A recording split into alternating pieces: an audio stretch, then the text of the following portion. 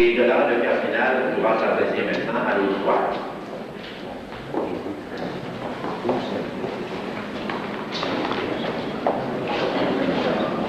Est-ce que vous le faites debout ou assis? Pas de table. Pas de table. Bon.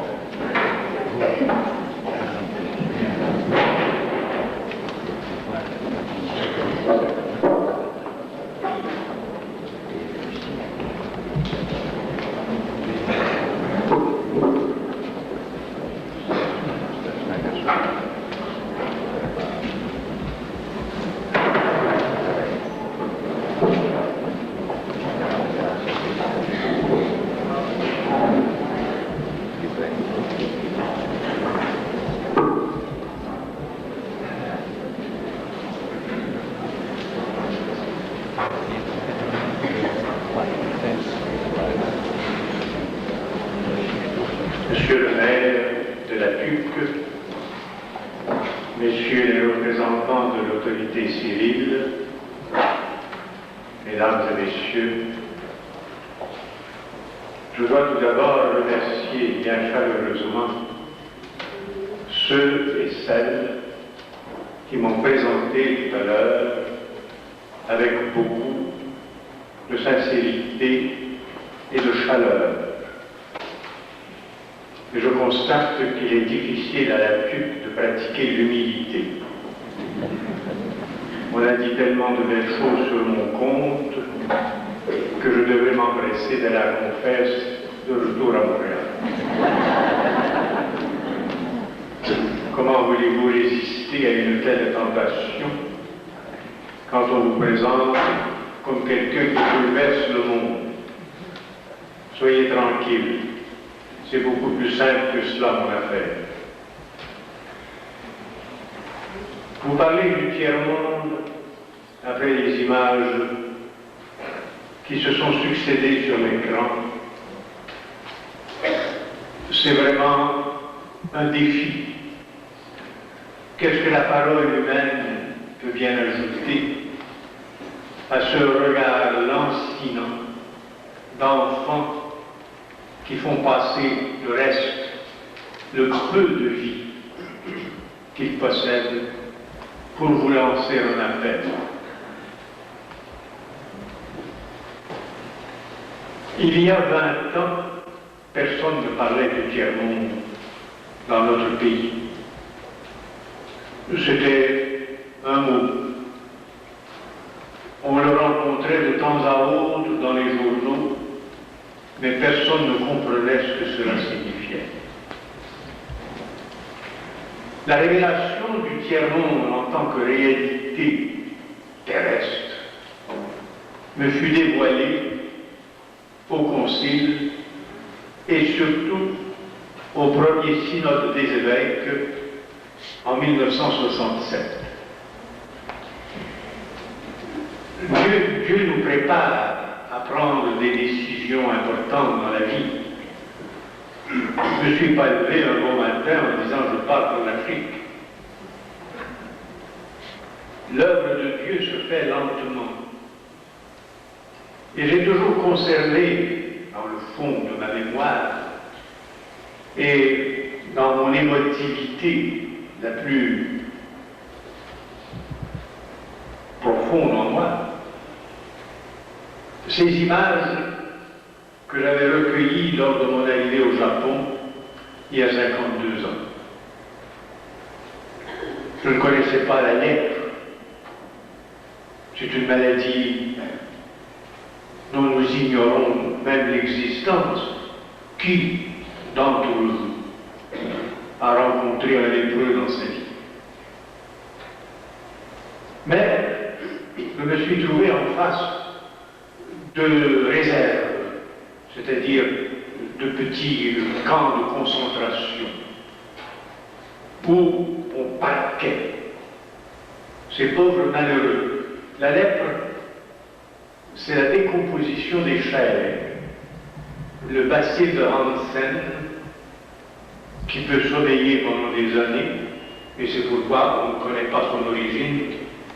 Le bacille de Hansen s'attaque aux extrémités des membres Et lorsque vous vivez dans une léproserie un peu organisée, le matin, vous voyez cette procession de fantômes marchant sur des moignons de pieds et de mains et qui se présentent devant l'infirmier ou l'infirmière afin de se débarrasser de ces chairs qui se sont desséchées pendant la nuit. Je dois vous dire que pour celui et celle qui tiennent le scalpel, cela est facile, car le bacille de Hansen enlève toute sensibilité. Vous pouvez tailler dans les chairs, scier les os, le malade ne réagit pas, mais il perd ses pieds et ses mains. C'est la forme la plus répandue de la lèpre. Comme il y a une vingtaine d'espèces de lèpre, je présenterai simplement la plus terrible, ce que l'on appelle la lèpre léproseuse, les léproteux, c'est-à-dire la décomposition de toutes les chairs du corps, ce qui fait que ce pauvre homme et cette pauvre femme sont des cadavres ambulants. Vous allez me dire, ce sont des cas rares. Enfin, nous n'en avons jamais vu. Il en reste tout de même encore 15 millions sur cette petite terre que nous habitons. Dans les léproseries dirigées par quelques communautés religieuses, je dois vous dire que leur sort, tout en demeurant malheureux, est cependant très atténué, dans ce sens qu'il y a un environnement, il y a un climat de charité qui existe dans ces villages de lépreux dirigés par nos bonnes religieuses. La léproserie la plus importante que j'ai organisée est située au Malawi, dans l'extrême sud de l'Afrique, et c'est une bonne religieuse, Sœur Marie des Neiges, qui a développé le dispensaire, l'hôpital, et qui a aussi entraîné à sa suite de bonne volonté, même de chez nous. Lorsque je suis revenu d'Afrique, lors de mon premier voyage, je vous dirai comment cela s'est développé, s'est déroulé. Il y a eu une présentation à la télévision. La télévision commençait à ce moment-là. Et il y a une grande fille de chez nous qui a vu ça le soir. C'était le commencement des beaux dimanches. C'est vieux, ça. Commencement des beaux dimanches. C'est vers 52 ou 3. Et puis, moi, j'étais allé en Afrique en 63. Et on présentait donc un film. Et une grande fille qui a vu ça et qui a dit à son père, je parle. Je parle pour Murat. Et de fait, il est allé. Elle a fait un travail admirable. Elle a dû revenir pour s'occuper de sa maman qui est morte du cancer. Pour vous dire que la générosité, le cœur s'épanouit, s'agrandit au contact de ces malades. Donc, j'avais vu la lèpre. Je l'avais vue à Gotemba. C'est une léproserie au pied du mont Fuji au Japon. J'avais été très marqué par cette vision et surtout par la présence d'une infirmière qui s'appelait Katharina. C'est une grande fille appartenant à la noblesse japonaise qui, à l'âge de 18 ans, manifesta les symptômes de la lèpre. Et les familles sont implacables là-bas. Dès que les taches sombres apparaissent sur l'épiderme, on les met à la porte. Elle est donc allée se réfugier dans cette réserve de la mort. Mais à 18 ans, on ne peut pas accepter une situation comme celle-là. Aussi, un soir, elle décida de se suicider. Le père aumônier, il y avait un aumônier, et c'est pourquoi il y avait tout de même un certain climat de charité qui régnait dans cette léproserie.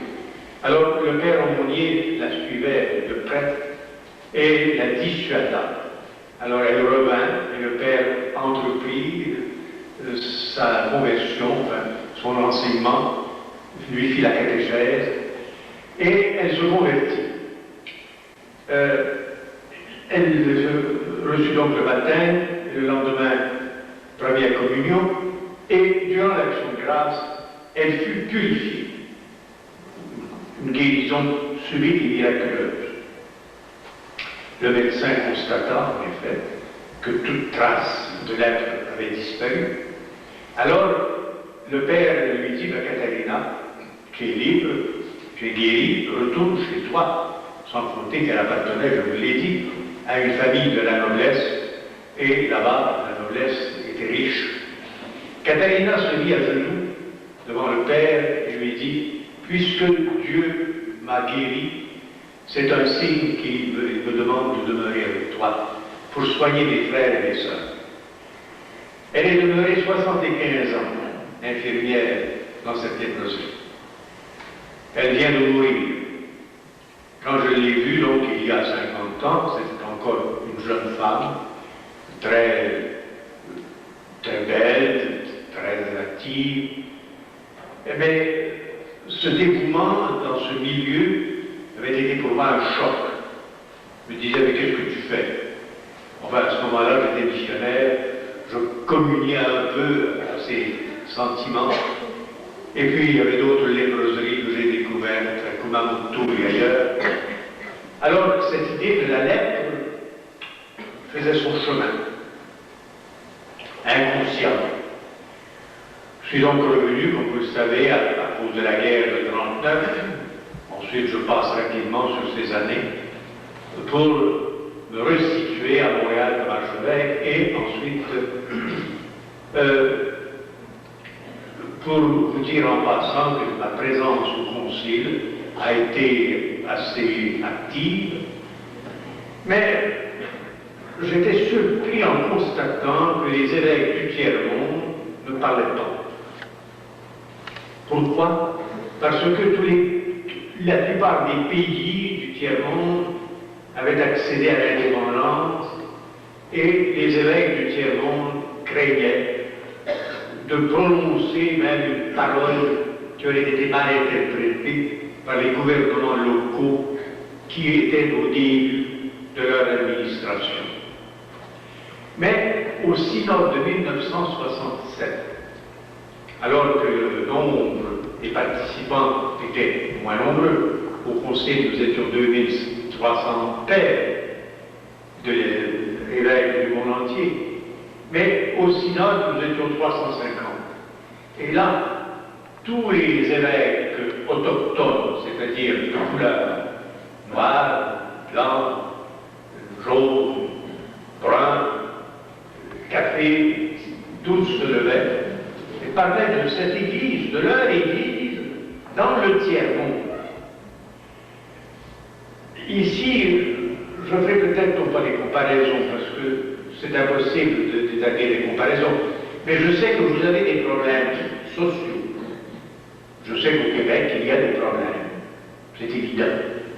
Problèmes de chômage, problèmes de santé, problèmes de retraités, problèmes de pauvreté, problèmes de jeunesse. Vous avez des problèmes énormes. N'empêche que vous avez cependant les moyens d'atténuer ces crises sociales. J'admets que les allocations pour les jeunes ne sont pas suffisantes. J'admets que le seuil de la pauvreté est tout de même situé à $8 000 ici. C'est pas suffisant. Je faisais l'autre jour un calcul avec quelqu'un qui me disait, pour vivre décemment au Québec, il faut presque 12 000 $. C'est peut-être vrai, je n'ai pas, je dirais, fait l'expérience. Mais vous avez les moyens, soit de pression.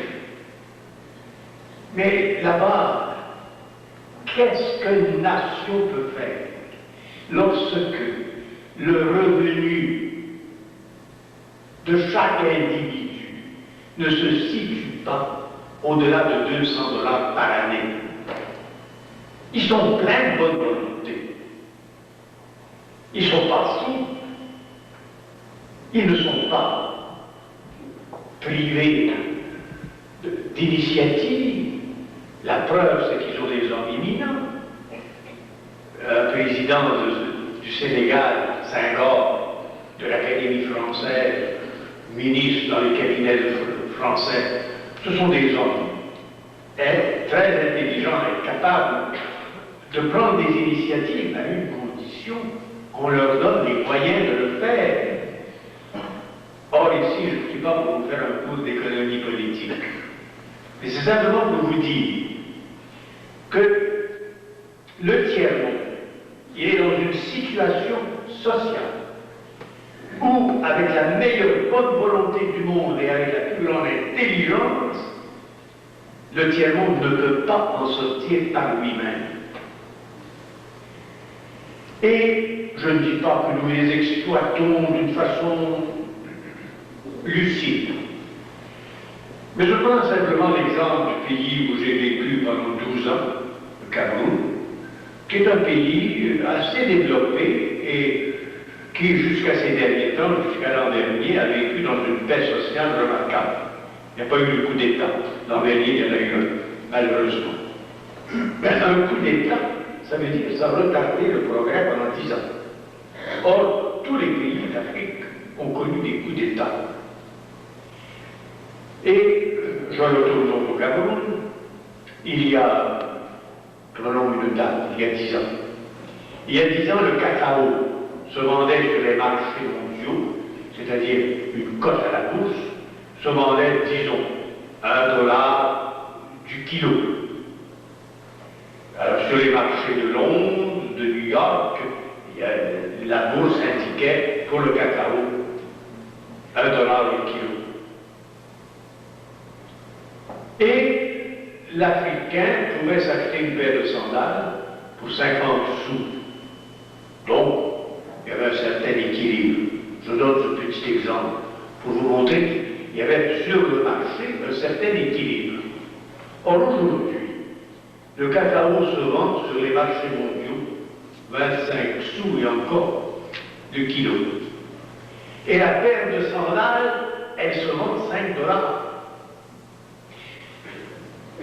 C'est là que nous constatons qu'il y a des inégalités, il y a des situations économico-sociales qui ne dépendent pas nécessairement de nous, mais qui font qu'on exploite ces pays. Ce sont des pays qui ont été exploités ici. Quand je parle du tiers-monde, je ne parle pas seulement de l'Afrique. Le tiers-monde, c'est toute l'Asie, c'est l'Océanie. En un mot, c'est 120 pays des Nations Unies de New York. Les riches se sont réunis à Bonn il y a 2 semaines. Ils étaient 7. Il n'y a que 7 pays qui ont le droit de prendre part au club des riches sur la Terre. Mettons tout ça dans la tête. Il n'y en a pas 10, il n'y en a pas 20, il y en a 7. On peut les compter. Les États-Unis. Et puis le Japon.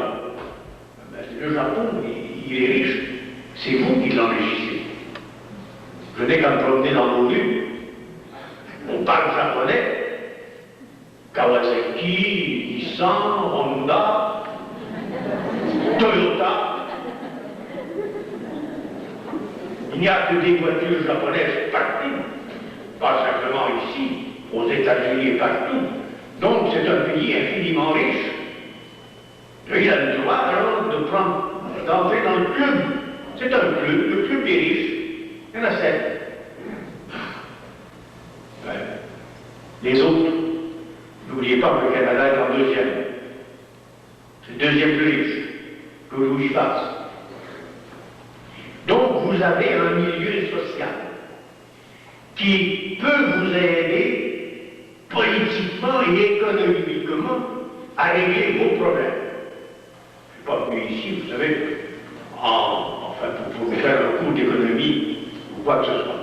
Je suis venu ici pour vous dire que l'Église, dans ces pays du tiers-monde, elle a le contre-coup, le ressac de tous ces problèmes. Pense. J'étais dans une grande paroisse à Eden Simanem, au Cameroun. Pensez-vous que la quête le dimanche, enfin je ne sais pas comment vous recueillez ici, enfin j'ai été curé d'une grosse paroisse pendant assez longtemps, et à Valleyfield, que je sais que la quête, enfin, c'est normal. Si vous voulez une église, il faut la soutenir. Mais là-bas, c'était des braves gens, c'est une chrétienté, une paroisse de 45 villages. Des gens capables de marcher le dimanche matin pour assister à la messe, 10 km, 15 km. Ils en ont du courage. Et ils le trouvent. Mais qu'est-ce qu'il faut mettre dans le panier? Il faut mettre un œuf. Parce qu'ils ne mangent pas, ils n'aiment pas ça les œufs. Mais ils disent que les blancs, ils aiment ça. Alors ils aiment ça à la caisse.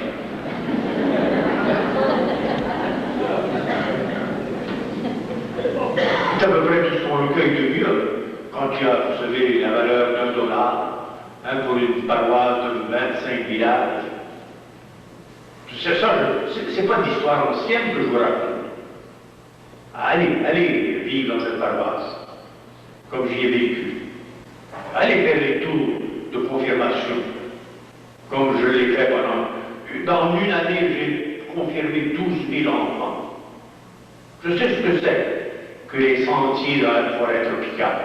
Partir avec ma voiture à 6 heures du matin, dans la noirceur totale, puisque là-bas le soleil se lève tout d'un coup à 6h15.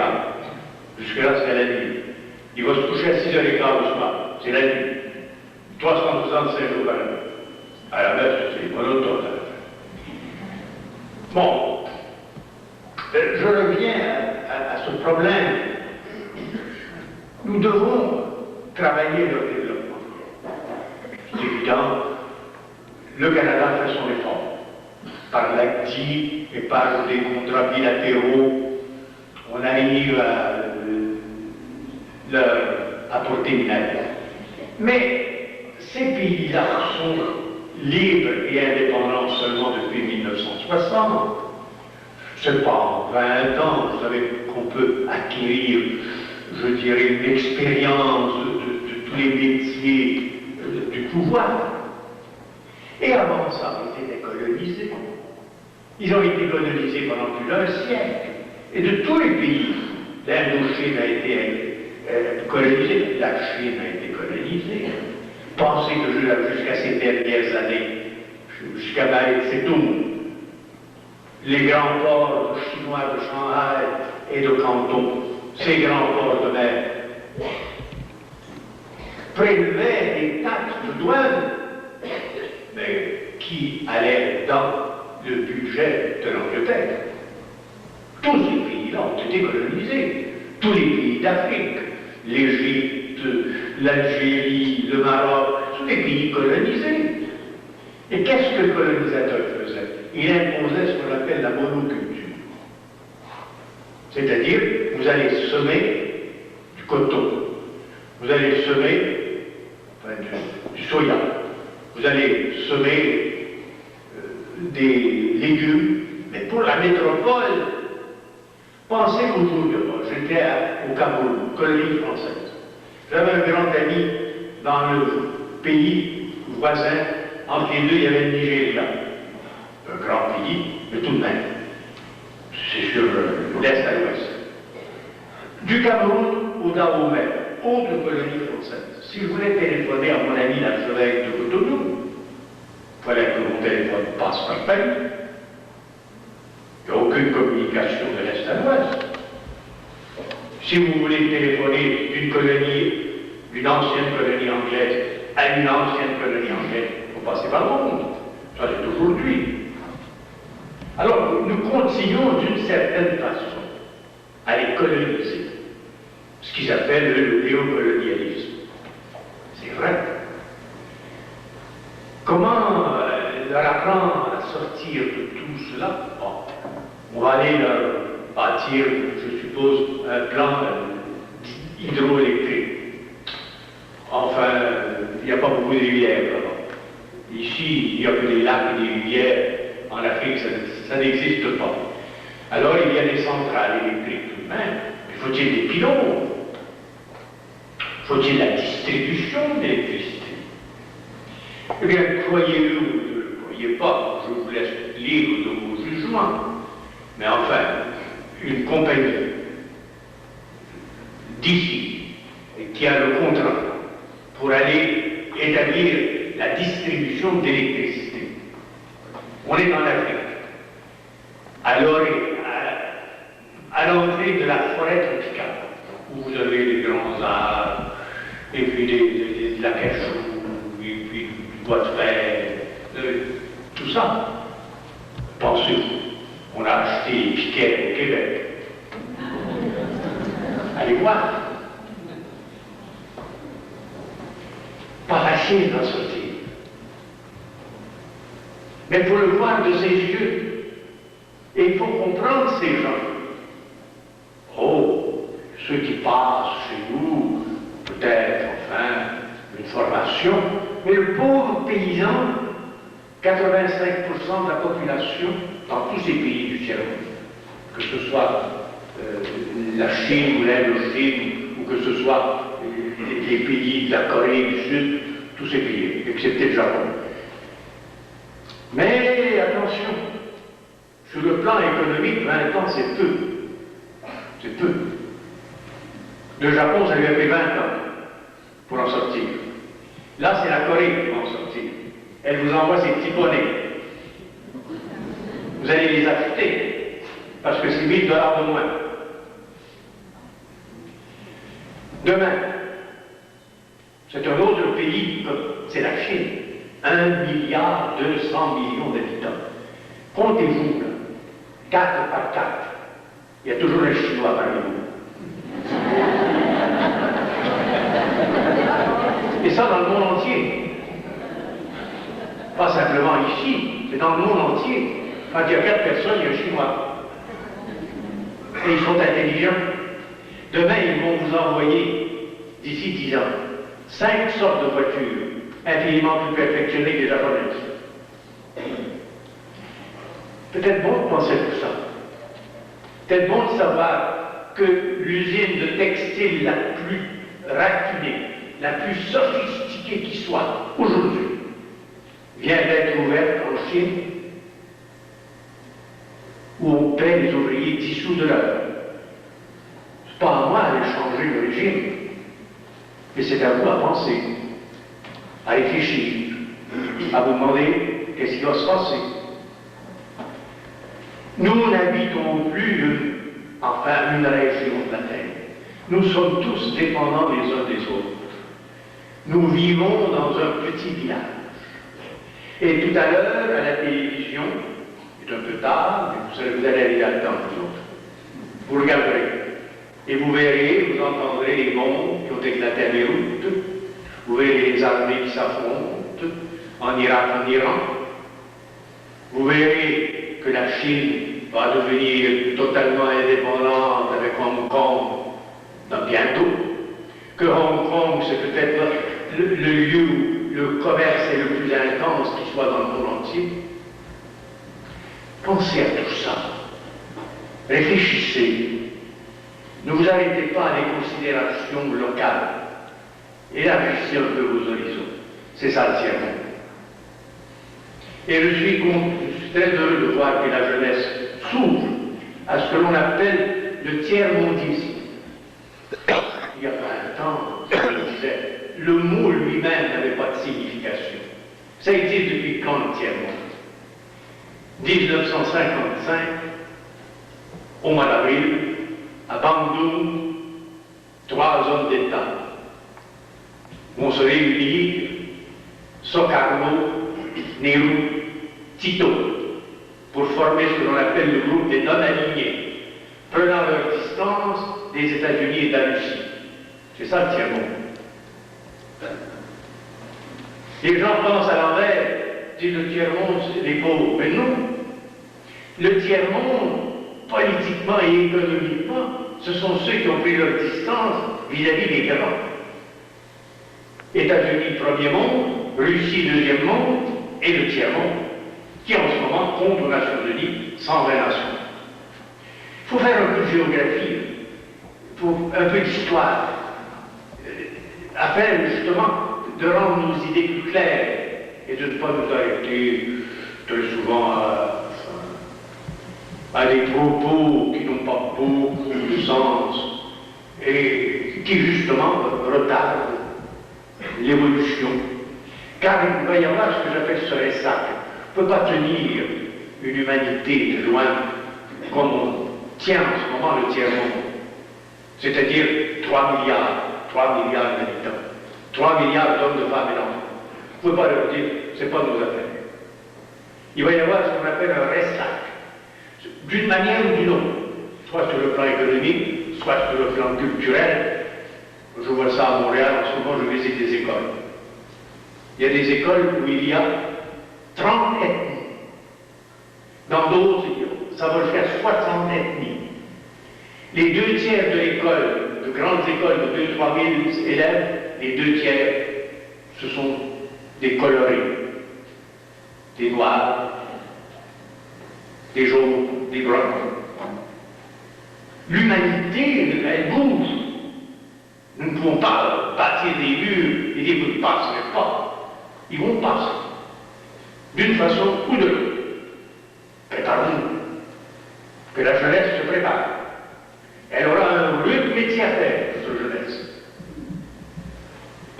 Non pas de s'assimiler, mais le métier de diriger, d'avoir des idées claires, de savoir ce que c'est le tiers-monde, d'être capable de parler japonais et de traiter avec un japonais, sachant que la mentalité orientale, quand ils disent oui, c'est non, et quand ils disent non, ça veut dire oui. C'est ça traiter avec un oriental.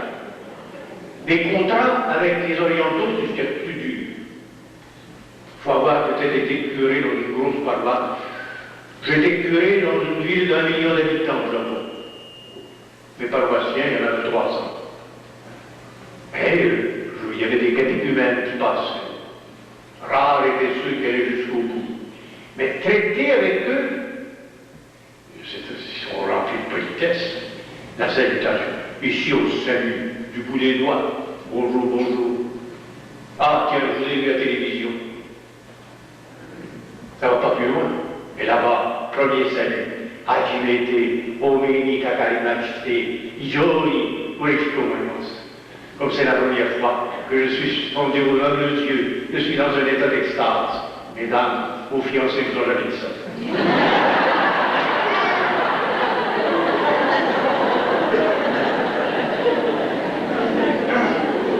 Et ça, c'est la première salutation, il y en a 4.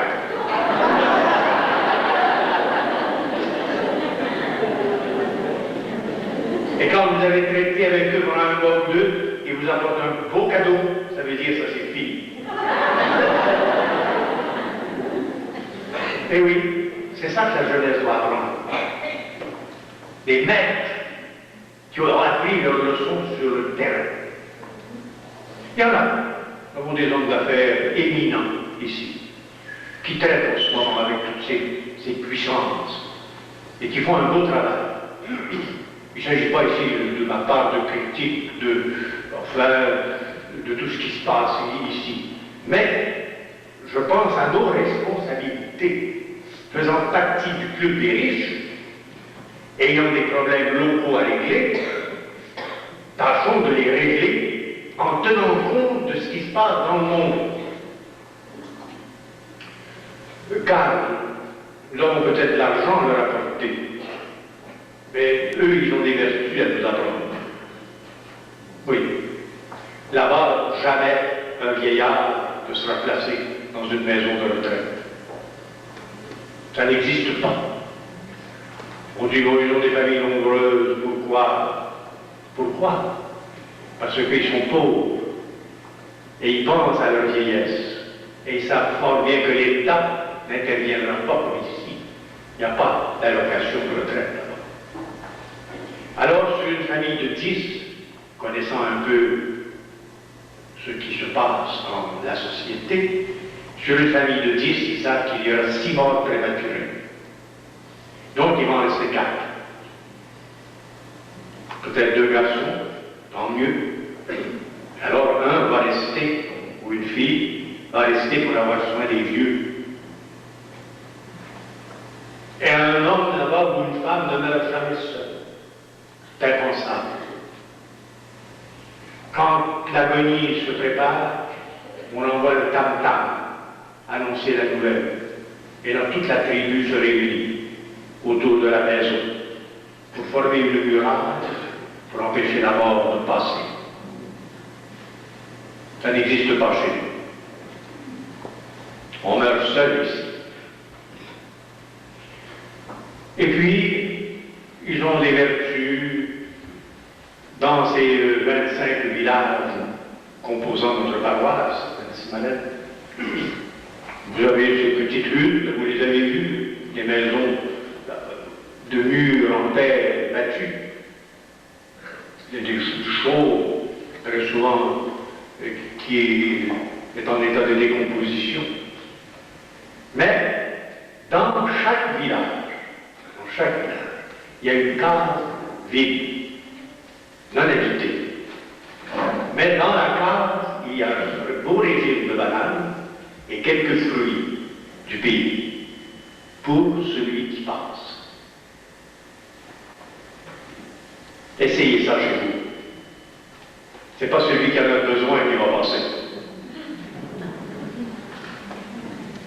Donc, ils ont des vertus à nous apprendre. Vertu de générosité, vertu de patience, vertu de dévouement, vertu de sourire. Vous avez vu tous ces enfants, on ne peut pas dire qu'il y ait un rictus de révolte. Non, ils sont habités par la mort, mais on sent chez eux une certaine facilité. Ils acceptent leur sort. Puisque c'est la mort qui les attend, ils attendent la mort. Et c'est un peu, vous savez, pour vous mettre dans l'ambiance, que je vous dis ces choses, non pas pour porter des critiques sur tout ce soir, mais pour essayer de faire comprendre à vos jeunes qu'il y a d'autres choses sur la terre que la drogue. Tant qu'il y en aura, je continuerai à combattre. Non. Être un pays riche, une jeunesse qui se décompose dans la drogue, non. L'alcool, allons-y modérément. Des quotas, j'accepte difficilement qu'on défende un paysan de produire davantage pour que les cotes de la bourse ne baissent pas. S'il y a des surplus, sache. Leur envoyer 45 tonnes de cette nourriture, c'est ce que je viens de leur envoyer. 45 tonnes de biscuits protéinés. 2 biscuits pour sauver la vie d'un enfant un jour. Ça, c'est pour les adultes. 20 tonnes qui sont partis en bateau l'autre jour. Fais ce qu'on peut. Si un pauvre homme peut le faire, un pauvre homme qui n'a pas de moyens, sinon celui que vous parlez. Mais vous autres, vous les hommes qui êtes aux manettes, et au levier de commande, c'est là qu'il faut parler. C'est là qu'il faut savoir dire non. Et c'est là qu'il faut savoir prendre des décisions parfois cruciales. Mais où irons-nous s'il n'y a pas, tout de même pas pour terminer tout cela sans parler d'évangile? Pensez pas que ça irait mieux dans le monde s'il y avait un peu plus d'évangile? Pensez pas que ce serait bon de préparer nous-mêmes notre jugement dernier? Je vais être jugé moi aussi. Et un juge, il fonde sa sentence sur des témoins. Dans vos petites cours là, locales, on attend les témoins. Si un enfant dit « je l'ai vu », c'est lui qui a égorgé mon petit compagnon. Le juge va prononcer une sentence. Au jugement dernier, j'espère que j'aurai des témoins. J'ai eu faim, j'ai eu soif, j'étais nu, j'étais malade. Mais Seigneur, on t'a jamais vu. Quand vous l'avez fait au plus petit, c'est à moi que vous faisiez. Et ils viendront, les lépreux, ils viendront, les enfants reptiles. Savez-vous ce que c'est que les enfants reptiles? Ce sont tous ces enfants avec des séquences ou les séquelles de la polio. Là-bas, il n'y a pas de centre. J'ai fondé un centre qui m'a coûté, enfin, bien des sous et surtout bien des sueurs de sang. Et peut-être, je ne sais pas, 10 000 enfants qui sont passés. Alors, je me dis, il y en a un ou l'autre qui, au jugement dernier, va peut-être se lever et dire, Seigneur, il m'a donné quelque chose. C'est ça, au fond. Pas nécessaire de donner des milliers de dollars. Il suffit des fois de donner 10 sous. C'est ce que je dis des fois aux enfants dans les écoles. 10 sous pour 2 biscuits. C'est ça qui sauve le monde. Ce ne sont pas les grandes affaires, les trompettes, puis non, non, non.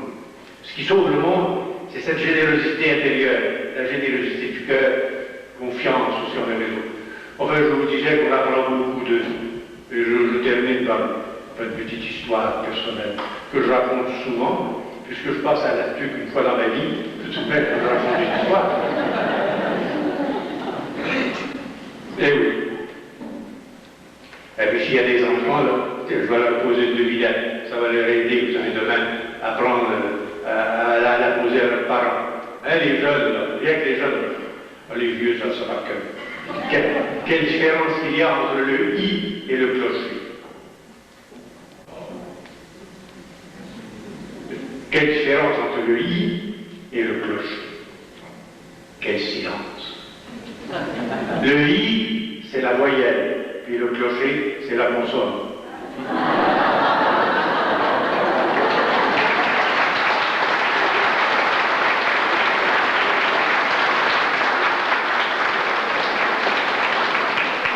Applaudissez longtemps parce qu'il y en a qui n'ont pas encore compris.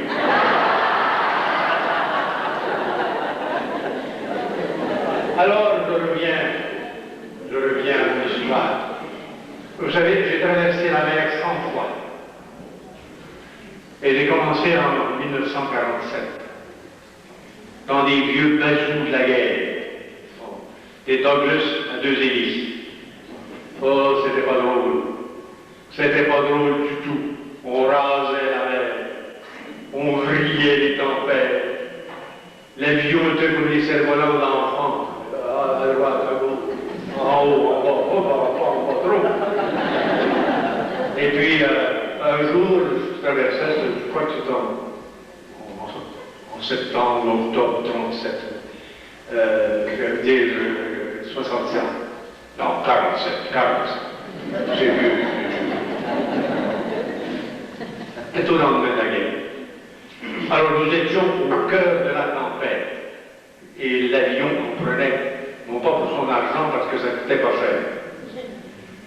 Mais il y avait 2 bons frères, 2 frères. Ils étaient de Québec. Alors ils m'ont aperçu, mon col romain, ils sont venus se mettre à genoux, ils m'ont dit, mon père, l'absolution. Oh oui, enfin, c'est la fin, vous voyez, la mer qui va nous happer dans la tempête. J'ai dit, allez vous asseoir. Vous autres, vous allez à Québec. Moi, je m'en vais à Montréal, il faut que j'y aille. Vous demandez l'absolution en arrivant à Québec. Moi, je n'ai pas le temps.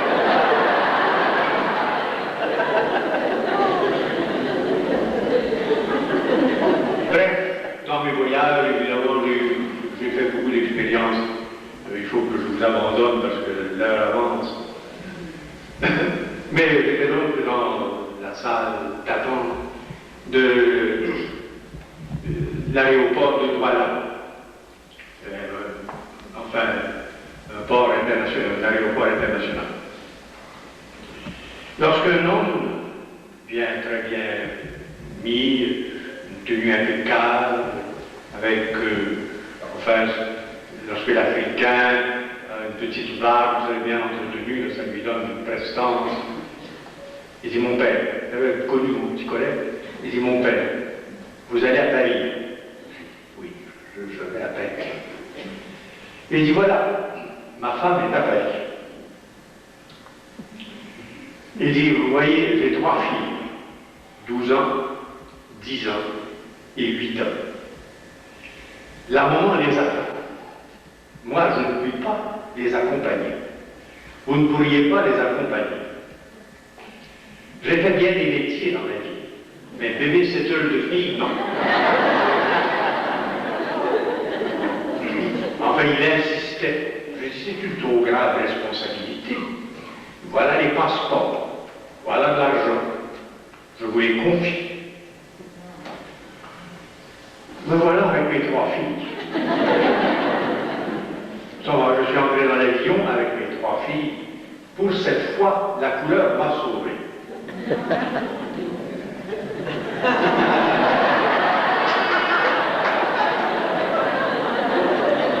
Il y en a qui commencent à comprendre. Vous expliquez ça à vos voisins. Alors je les installe. Évidemment, c'est bruyant. 12 ans, 10 ans, 8 ans. Toutes les espiègleries que des petites filles peuvent faire, elles ont essayé de passer ça. Elles ont mangé, les assiettes qui étaient servies. Et heureusement, il y a les hôtesses de l'air. Ce qui va trouver. Il m'a manqué lieu. Mais rendu à Marseille, moi, vous savez, là, j'en avais assez de ce métier. J'ai dit à l'hôtesse de l'air, vous allez veiller sur mes filles. Et moi, je vais aller prendre un peu d'air. Alors, je suis descendu, je me promenais dans l'aéroport de Marseille, prenant une bonne bouffée d'air, et me reposant un peu, oubliant mes soucis de paternité pour un instant.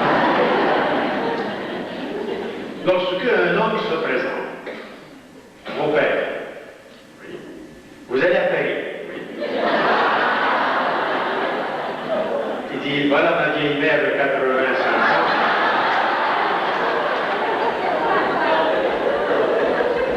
Sa fille, qui est ma sœur, évidemment, l'attend chez elle. Je ne puis pas l'accompagner. Vous ne pourriez pas me rendre ce service. Il dit, tout de même, j'ai bien des bras pas mal chargés. Oh, mais enfin, vous savez, elle est gentille, ma vieille mère. Aveugle, c'est pourquoi vous devez veiller sur elle. Alors je suis parti prendre sur un dessous avec ma chaudière. Je suis rentré dans l'avion. Là, la couleur ne se trouvait plus. Alors je l'ai installée. Elle m'a dit, je veux être près d'un hublot. Je veux voir les Alpes. Elle me dit qu'elle était à l'heure. Elle voulait voir les Alpes.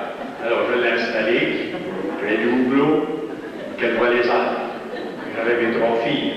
À un moment donné, entre Marseille et Paris, j'ai commencé à réfléchir. C'était la première fois que je réfléchissais depuis le matin. C'est comme je me suis dit, toi, tu vas terminer ta journée dans un poste de police. Parce que on va t'accuser d'avoir enlevé 3 jeunes filles, un crime abominable aujourd'hui, les ravisseurs. Il y en a, hélas. Puis la vieille, enfin, c'est probablement du terrorisme, on ne sait jamais.